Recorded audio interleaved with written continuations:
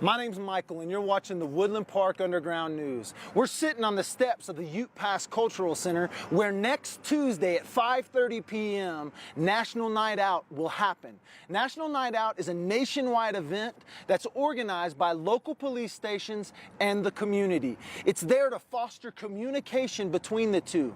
Now, as you turn on your national news and all the mainstream media, as they try to bring dissension between police officers and the community, we know that Woodland Park is not that place. We know that the officers here are very much a part of our local community. We sat down with Srg Ryan of the Woodland Park PD, and he gave us a little bit more information about what's going to take place Tuesday night, 5:30, a week from today.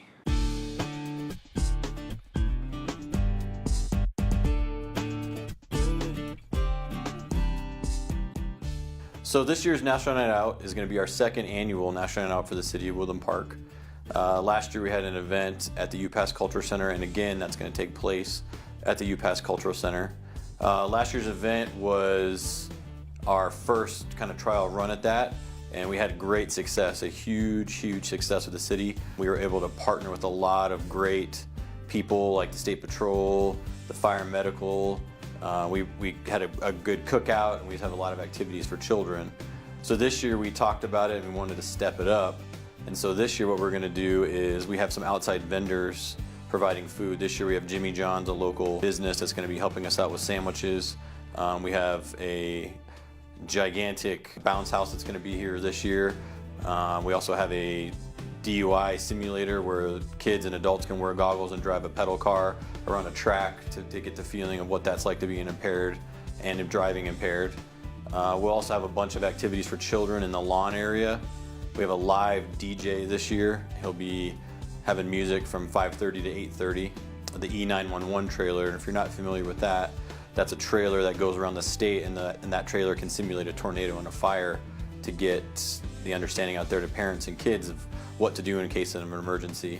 And all these things are provided to us for free and or with donations. And it's a great way to come out and meet your local police department as well. We'll have all officers there participating, hanging out with the community, come out, ask us questions, have a sandwich with us. It's a very intimate setting where we get the chance to meet with the community, talk. And we're also going to have a ceremony at 6 o'clock, and the city's going to recognize the police department for just their actions and things that have been going on lately in the world.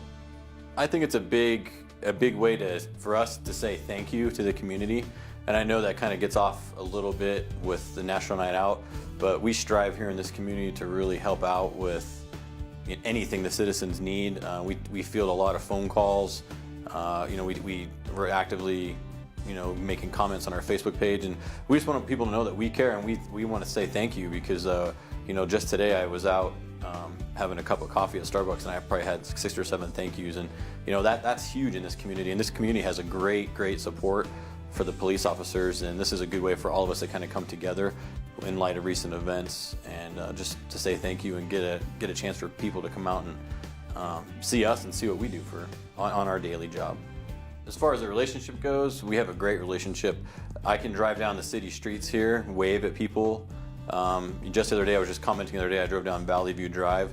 Everybody on a Sunday afternoon, everybody was out in their yards playing or mowing the grass, and I felt like it was in a parade, waving and waving and waving, and that's great. I mean, you can't get that feeling, in a bigger city. You can stop at a traffic light, people pull up next to you and say, hey, thanks a lot, hey, I appreciate what you do, and that just, makes my day. I mean, that's 10 times better than anything else we could ever do, is just to know that you're appreciated just by a little bit. To back up a little bit, my family's big into firefighting aspect, so I wanted to do something different at a young age. My very first contact with police was my DARE officer in middle school, and I thought, wow, what a cool job that is. And as I got older, I really pursued that and went to school and things of that nature and became an officer. And to give back to the community and to help out and to say that, hey, if you help out one person in your life, that's huge, and as officers, we're able to do that on a daily basis. So I mean, it's a great job. One of my biggest supporters and the guy that's been helping me a lot is Cord Prettyman. He's a local resident here in town. Him and I have been working on that event since it started.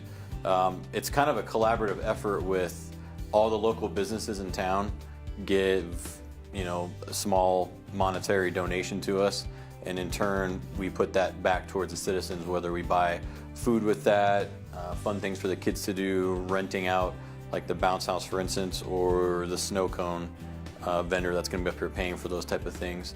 All that is put on by the businesses. They give us some money and please disperse it for the event, and then we pay everybody and make a big old party kind of for the city. And it's a good way for all of us to kind of get together and hang out to show everybody that the police are here to help you out.